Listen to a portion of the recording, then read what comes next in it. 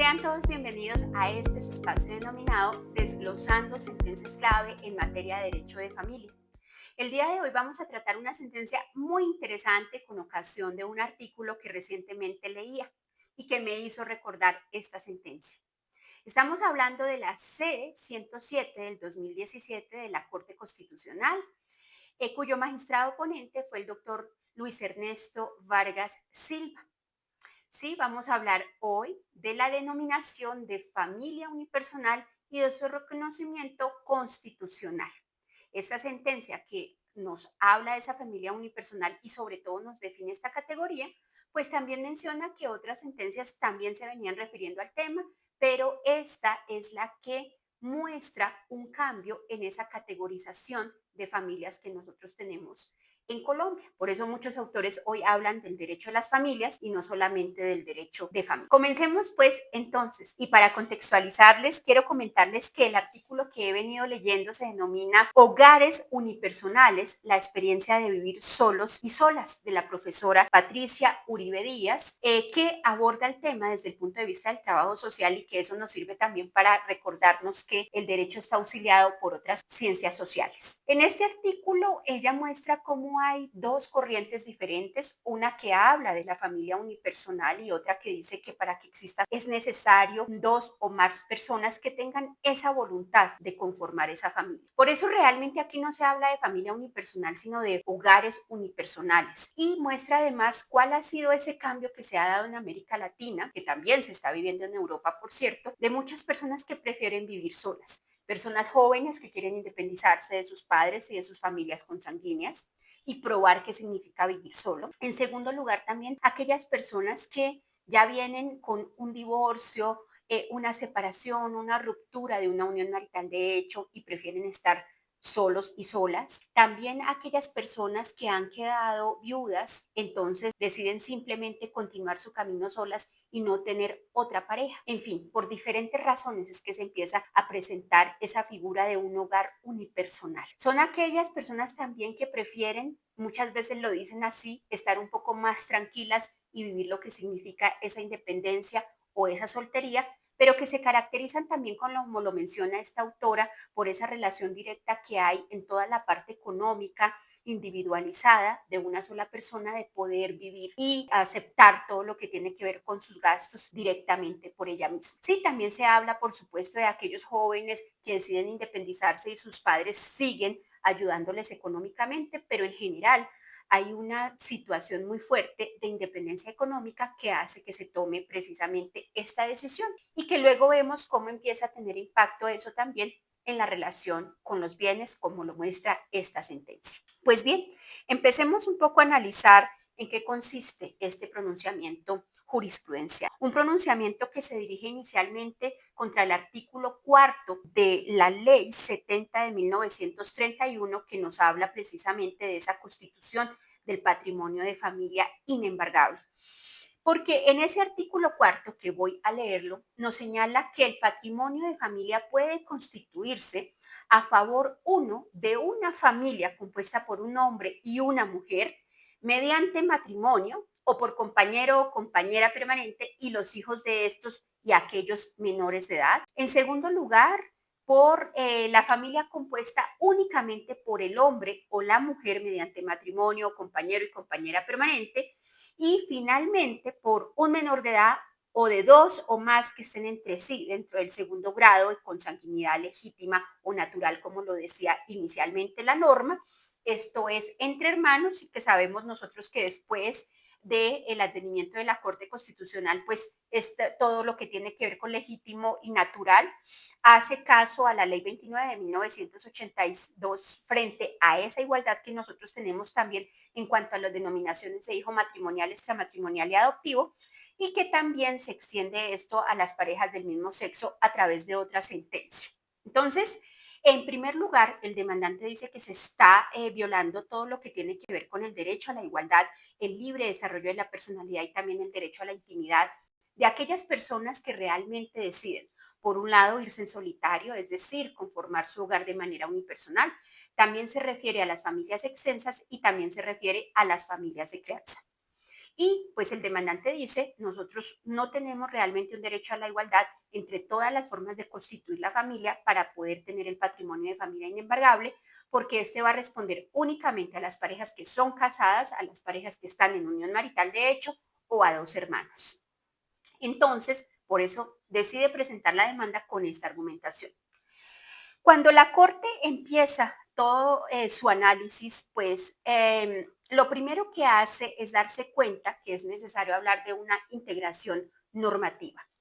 ya que el artículo quinto de esta misma Ley 70 de 1931, pues establece quiénes son los beneficiarios del patrimonio de familia inembargable, que aquí también voy a permitirme leerlo, y dice: el beneficio de su propia familia o de personas pertenecientes a ella puede constituirse un patrimonio de esta clase. A, por el marido sobre sus bienes propios o sobre los de la sociedad conyugal. B, por el marido y la mujer de consumo sobre los bienes propios de esta cuya administración corresponde al primero. Y C, por la mujer casada sin necesidad de autorización marital sobre los bienes cuyo dominio y cuya administración se hubiera reservado en capitulaciones, que sabemos que esto también cambió posteriormente. La Corte aquí indica entonces que es necesario hacer una integración normativa, porque de nada serviría que solamente se pronunciara frente al artículo cuarto sin pronunciarse frente al artículo quinto de esta ley. Y termina pues decidiendo exactamente sobre estos dos artículos que nosotros tenemos acá. Luego aborda el problema jurídico, y el problema jurídico se centra precisamente en decidir si los artículos cuarto y quinto de la Ley 70 de 1931, al excluir a aquellas personas que viven solas, a las familias extensas o a las familias de crianza, realmente están violando y se está de los derechos de estas personas, y se está creando un déficit de protección al no permitirle crear pues ese patrimonio o constituir ese patrimonio de familia inembargable. Luego de dejar sentado ese problema jurídico, pues entonces empieza a abordar principalmente dos puntos. El primero de ellos es relacionado con la familia y la protección del pluralismo, a la igualdad familiar y a las diferentes modalidades que se pueden tener en materia de familia, sobre todo en materia de constitución de la familia. Es muy interesante esta sentencia porque además de eso empieza a abordar un sinnúmero de categorías familiares. Aborda, por supuesto, el matrimonio, aborda la unión marital de hecho de cara a esa protección de la familia en materia patrimonial, y luego de esas categorías que menciona, habla de ese dinamismo que se puede encontrar allí, trayendo a colación varios principios. Como ya sabíamos un poco que el demandante nos había abierto esa puerta, pues la Corte Constitucional también decide irse por allí y pensar en varias situaciones. Uno, el derecho a la igualdad, porque precisamente también la Corte trae a colación la denominación del derecho a la igualdad que trae la Constitución Política de 1991, que va a estar por fuera, por supuesto, también de un origen familiar. En segundo lugar, el libre desarrollo de la personalidad, que va de la mano en tercer lugar con el principio de la autonomía. La autonomía decisiva de la persona mayor de edad para poder constituir esa familia y decidir a qué tipo de familia quiere ir para conformar la suya. Y que muchas veces, pues, esta decisión implica también que se considere como un hogar unipersonal. También nos habla del derecho a la intimidad, porque la Corte nos dice, mire, el hecho mismo de poder escoger usted cuál categoría de familia va a tener, significa entonces que usted está ejerciendo ese derecho a la intimidad, y que el Estado no le puede decir a usted cuál tipo de familia es el que tiene que escoger a falta de alguna protección que se pueda tener. Y finalmente también habla de la necesidad de dotar de sentido el principio del respeto al pluralismo, porque encuentra acá entonces también que ese respeto al pluralismo se da desde el punto de vista de constituir una familia. Y trae a colación incluso la sentencia C-577 del 2011, que todos nosotros conocemos como un hito en materia jurisprudencial, porque es la que define la familia homoafectiva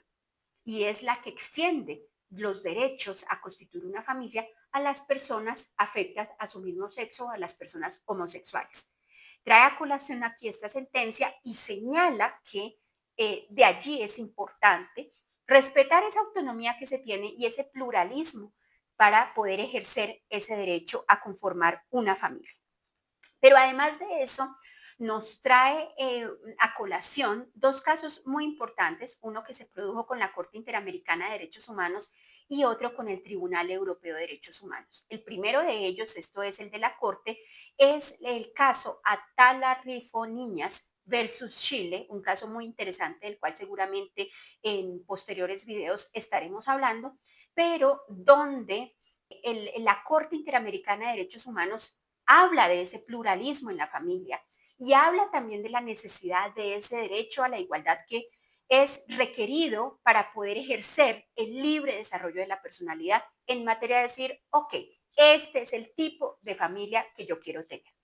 Y por otro lado, la segunda sentencia que es emitida por el Tribunal Europeo de Derechos Humanos es el caso Schalk y Koch versus Australia, donde también se habla de en qué consiste esa posibilidad de poder elegir la forma de constituir la familia. Entonces, hablando precisamente de esas dos sentencias, habla de ese bloque de constitucionalidad también necesario y dice, otros tribunales internacionales se han pronunciado sobre esto y han reconocido diferentes categorías de la familia. Por lo tanto, es necesario reconocer, aunque en otra sentencia lo había hablado, otros tipos de familia en cuanto a la familia extensa, a la familia de crianza y a la familia unipersonal, pero en este caso en específico para hablar del patrimonio de familia inembargable. Y habla, en segundo lugar, de esa familia unipersonal, que es la que nos interesa el día de hoy, y la define como una categoría sociodemográfica que hoy tiene pleno reconocimiento en Colombia.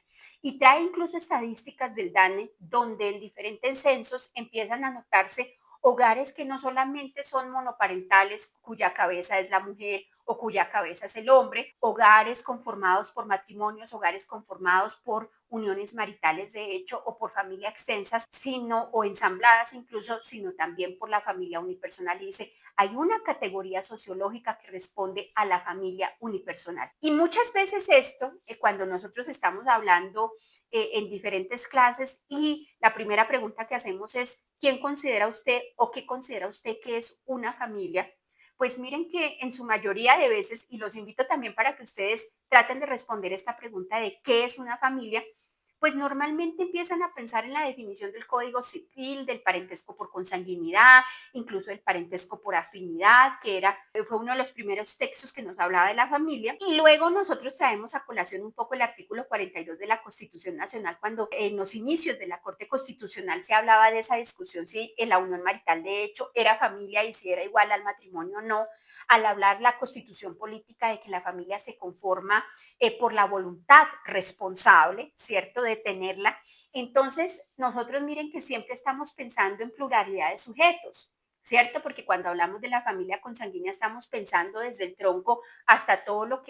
demás que sale de allí cuando nosotros hablamos, por ejemplo, de establecer los grados y líneas en el parentesco, pero también nosotros hablamos de la familia que se conforma por vínculo jurídico como sería el matrimonio o por vínculo natural como sería la unión marital de hecho, y como que se nos olvida las demás formas familiares. Pero siempre vuelvo y repito, pues llegamos a esa definición de tener un vínculo entre varias personas, de que sea una voluntad entre varias personas. Y aquí la familia unipersonal pues me está hablando de una sola voluntad. Y es el hecho de yo elegir vivir solo, el hecho de yo elegir vivir sola y cómo respondo y cómo también existen unos valores en esa familia. Y la misma Corte también nos señala que la persona está optando por esta forma de familia. Incluso la autora que les mencionaba al principio